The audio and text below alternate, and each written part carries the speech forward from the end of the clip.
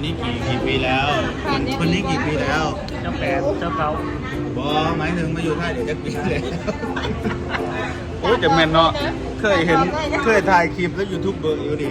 มาอยู่ไทยได้กี่ปีแล้วคุณน่ะ10 กว่าปีอ่ะ10 กว่าปีแล้วมีผ้ามารีวิวของอยู่ของเศร้าของพักกันเลยเดือนเท่าไรเกาะ2003โอ้ยเป็นว่าของโคกมองไรดีอันนี้เป็นของหมูข้าวผักเนาะอู้กว้างอะไรโคตรกว้าง2,003ถือกว่าตลาดไทยเป็นเท่าไรเท่าเลยพี่น้องอยู่2 คนผัวเมียนาอยู่มีขั้วข้างล่างอีกพี่น้องอันนี้เป็นห้องขั้วกระเฮ็ดกินอยู่บ่มีครบบ่ด้วยอุ้ยหนาอยู่แล้วทำนี่ก็ได้บอกกลับบ้านก็อยู่ได้เลยพี่น้องเลยมีครบเบิดทุกอย่าง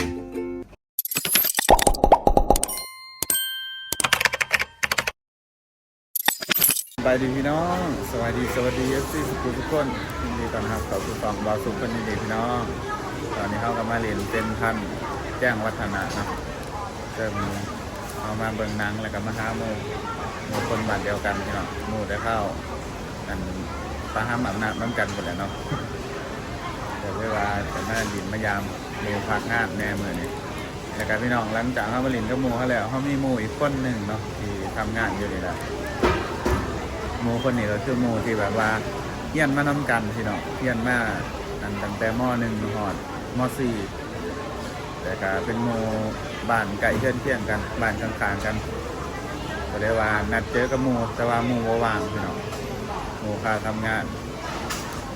กว่าถามว่าหมู่ทำงานอยู่ไกลหมู่ว่าทำงานอยู่เส้นทันแจ้งวัฒนะเนาะก็เลยว่าสิไปยามหมู่แล้วก่อนพยายามมาทุกมาแวะซื้อซานมไปฝากหมู่เนาะแต่ว่าหมู่เมื่อยก็สิริน่าจะได้เนาะน่าจะกินได้เพราะว่า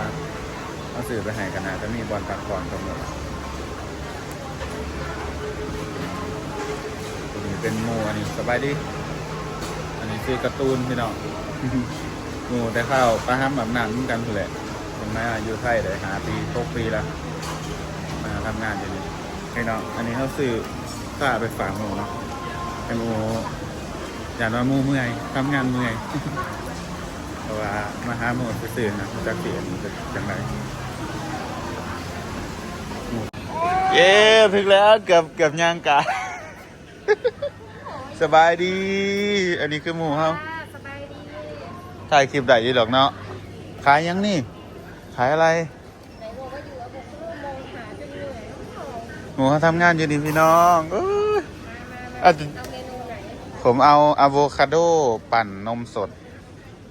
จ้าไม่เอาอะโวคาโดมะพร้าวนมสดนะมันจะไม่อร่อยเอาอันนั้นก็ได้อะโวคาโดมะพร้าวนมสดนะอันนี้คือหมู่เขาที่เฮียนมานำกันพี่น้องโอ้ย2 ปีก่อนเขากับมาถ่ายคลิปน้ำเพิ่นอยู่เนาะแต่ว่าปีนี้เขามากรุงเทพหมู่บ่ว่างก็ได้มาถ่ายอยู่หนางานเพิ่นตะกี้คือจังบ่ได้อยู่นี่ตะกี้ก็เฮ็ดงานอยู่เส้นทันนี่บ่อยู่ร้านก๋วยเตี๋ยวใหญ่เนาะตอนนี้มาทำงานกันจะซื้อมาฝากกันนี่โดยอันนี้ซื้อมาฝากอันนี้ซื้อน้ำโมเนาะเฮ็ดงานอยู่นี่มันโดนหรอบ่ปีกว่าละแสดงว่าโอเคอยู่ถ้างานไม่โอเคไม่อยู่ถึงปีหรอกเป็นแต่แสบแท้จักบาทจ้ะอันนี้เหรอมะพร้าวปั่นนมสดมัน99บ่ได้จ้านัดกับหมู่ว่าจะมากินข้าวอยู่ร้านอาหารก่อนเนาะเพราะว่าหมู่เขาเลิกงาน3:30แต่ว่าตอนนี้1 ทุ่มครึ่งเขาเลยว่าหาบอลมานั่งหาหมู่เนาะเพราะว่าโดนมาเจอกันจะได้ว่านัดกันอันนี้ก่อนตอนนี้เขามาอยู่ที่ปากเกร็ดอยู่ที่ใต้สะพานกูได้แน่อยู่แถวนี่พี่น้องบนบ้านเท่าไหร่ได้อยู่หลายยุก็ทุกจีไรได้ข้าวตะกี้ถ้าทำงานแถวนี่ย่างเลาะแถวนี่แหละเลาะไปเลาะมาที่เที่ยวของ คนบ้านเฮาเวลามาทำงานกันออกมาแถวนี้แล้ว ไปเที่ยวหางเส้นทันมาเที่ยวโลตัสคนตอนผ่านมาทีตอนแรกเนาะ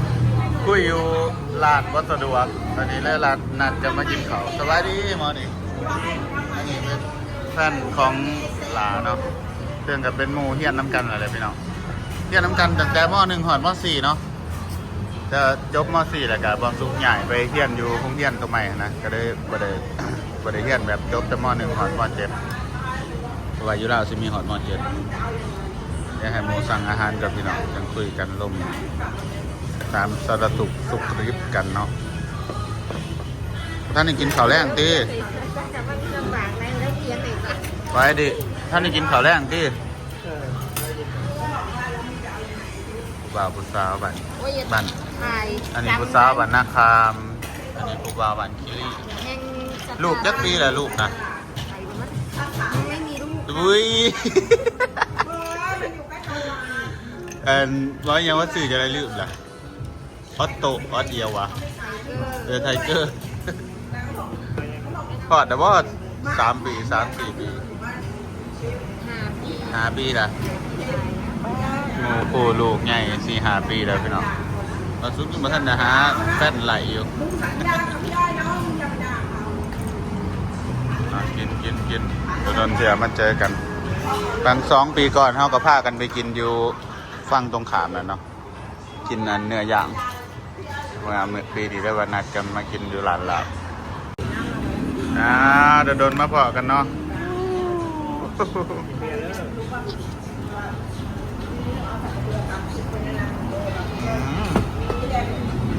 อันนี้กี่ปีแล้วคนนี้กี่ปีแล้ว เจ้าแปดเจ้าเก้า บอหมายถึงมาอยู่ไทยเดี๋ยวจะปีแล้วโอ้จะแมนเนาะเคยถ่ายคลิปแล้วยูทูบเบอร์อยู่ดีมาอยู่ไทยแล้วกี่ปีแล้วคุณน่ะ10 กว่าปีอ่ะ10 กว่าปีแล้วคุณล่ะกี่ปี5 ปีบ่เริ่มบอก เริ่มจะจบม.7จังไหนมาเนาะเอ็ดดี้กับจบม.7ที่จะว่าจะเป็น10 ปีถึงสบประมาณ6 ปีมาอยู่ไทย6 ปีก็ซ้ำกับหมู่ไปคนหนึ่งเลยเพราะว่าเฮียนจบม.7มาแล้วก็มาเนาะจบม.7มาแล้วก็มาเลยพี่น้องเห็นว่าคลิปตัวนั้นถ้าตายมีกายคนเบิ่ง 40,000 กว่าวิวคนนะฮะอุ้ยตัวนี้มันเขาเบิ่งผู้เห็นป่ะเห็นแต่ว่าจิ้มเขาเบิ่งไม่2 กันนะเห็น 40,000 กว่าวิวคนเบิ่งเพื่อนกันจริงไหมเนี่ยติดตามกูอยู่ว่าเอาไหมติดตามกูอยู่ว่าหันเอาว่าเบิ่งแม่ตัวคนอินดี้พิมพ์เบิ่งยังไม่ได้ติดกูสับไอ้โอ้ติดตามเลยเนาะ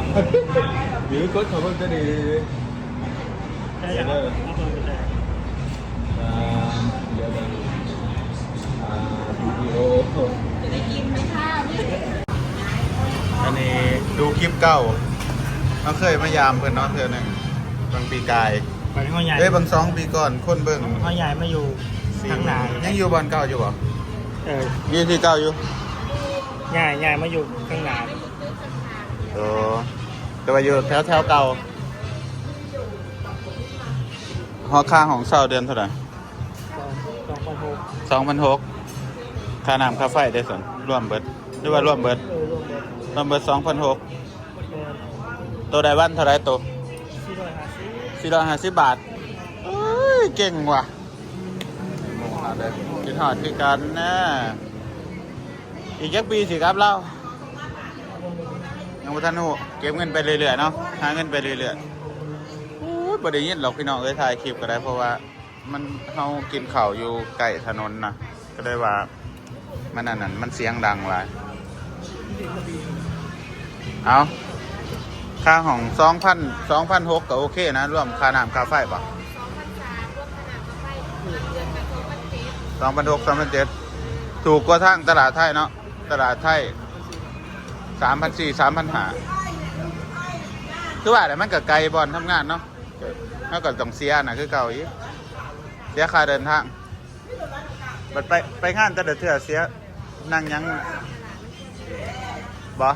ไปงานแต่เดือดเถื่อนั่งรถยังไปรถเมล์ เออ ก็น้ำแข็งมา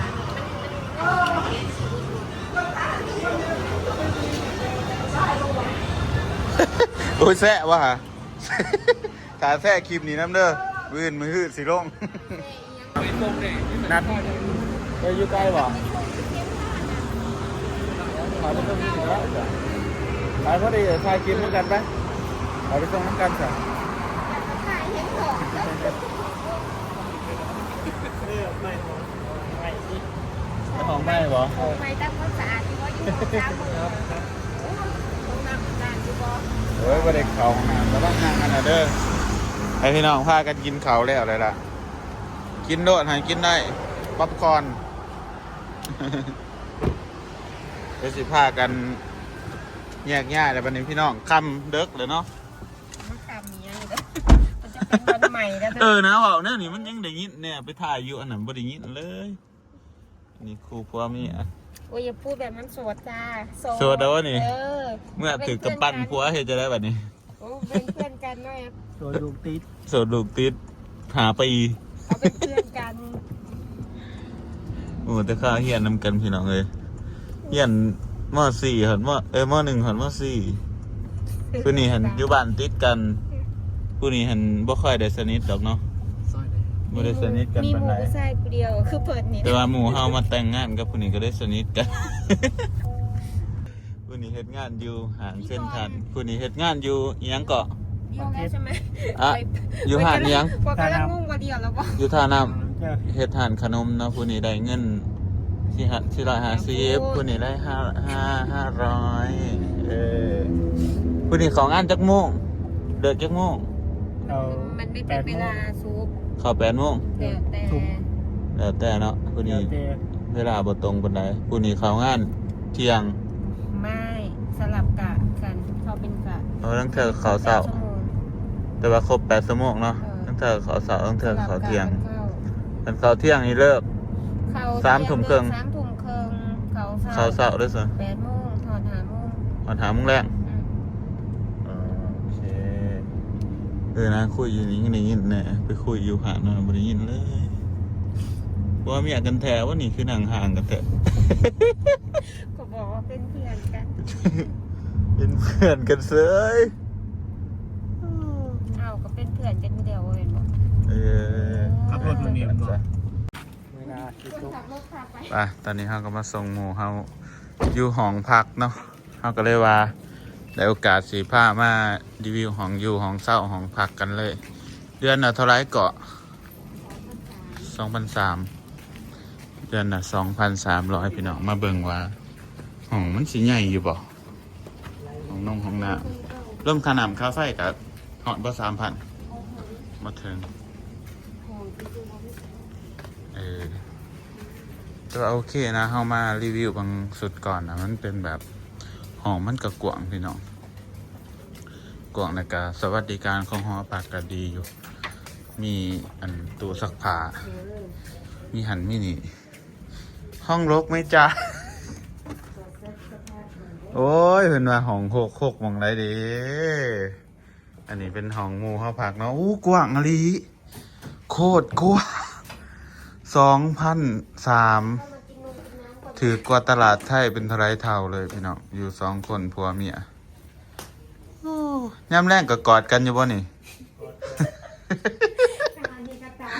พี่น้องมีระเบียงอยู่ว่าข้างหลังนะ กอดคือพื้น อันนี้ก็จะเป็นห้องหมู่ของเฮาเด้อพี่น้อง2,500หาเงินใส่กัน มีลูกคนหนึ่งลูก5 ปีโสดแต่ว่ามีลูกคนหนึ่งเด้อพี่น้องเบิ่งมาเบิ่งข้างหลังในบ้านหนึ่งโอ้ห้องกว้างขนาดได้อนี่อีดีโอ้เฮ็ดเป็นโอ้น่าอยู่มีครัวข้างหลังอีกพี่น้องอันนี้เป็นห้องครัวก็เฮ็ดกินอยู่บ่มีครบเบ่ด้วยอุ้ยน่าอยู่แหล้วซำนี้ก็ได้บ่กลับบ้านก็อยู่ได้เด้อพี่น้องเอ้ยพุ่นมีครบเบิดทุกอย่างอยู่2 คนผัวเมียเป็นตำรวจเนาะนี่แหละพี่น้องห้องของหมู่เฮาเดือนละ2,300หากันอยู่หูป้านะว่าห้องโคกมองได้เนาะเป็นระเบียบเรียบร้อยขนาด อันนี้เขาบ่ได้นัดแต่นี่บ่ได้นัดว่าสิมาห้องเพิ่นได้นี่ อันนี้ก็สิเคินกล่องในจักหน่อยนะพี่น้องเคินทั้งผัวทั้งเมียผมฮาร์ดตัวนี้เอาเห็ดเลยก็เคินแน่เป็นฮาร์ดตัวนี้เอาเห็ดนั่นเห็ดนี่เอาจะเห็ดอีหยังเอาจะเห็ดหยังอันนี้เอาตลกเนาะไปสิกลับก่อนเด้อบัดนี้ก็สิประมาณนี้แหละมื้อหน้าคันมีโอกาสสิมาดินน้ำคันมาดินนี่เฮาสินั่งซุ่มกันอยู่บ่น่ะแถวนี้นี่บ่มื้อหน้าเนาะมีบ่ได้มื้อกลับกันเด้อบัดนี้หาถ่ายรูปกันกันติ โชคดี บ๊ายบายเจอกันใหม่โอกาสหน้าเด้อจ้า ใจละลาย เพื่อนฮักแพงกันเนาะ เพื่อนนักแพทย์มายังไงกับ บ๊ายบายโอ้บ่อยากมื้อพอดีเลยนี่อยาก มา ถ้าใจแบบว่าอยากกินเบียร์น้ำกันต่ออีกอยู่แต่ว่า นัดเด้อมื้อน่ะ อันเกรงใจพี่บอมแล้วพามาอันนั้นฐานะเฮาสินั่งอันนี้ มาอีกมื้อ โอเคเดี๋ยวทักหาคันได้มา โอเค ตามที่ว่าเนาะมามันก็มาคือกูว่าเลยสัญญานิ้วก้อยโอเคบ๊ายบาย บ๊ายบาย โอเคเจอกันใหม่ อย่าไป คิดฮอดหมู่เลยพี่น้องคิดฮอดแต่ข้าวเฮียนนี่แหละเห็นจบมาก็ได้มาเห็นงานอยู่ไทยคือเก่าไปกลับได้เลยนี่พี่น้องสำหรับคลิปนี้ห้าก็สิเดเบิร์ดแกงสมีเลยพี่น้องเลยเจอกันใหม่คลิปหน้าฝากกดไลค์กดติดตามเป็นกำลังใจส่องมาสุกในเด้อบ๊ายบาย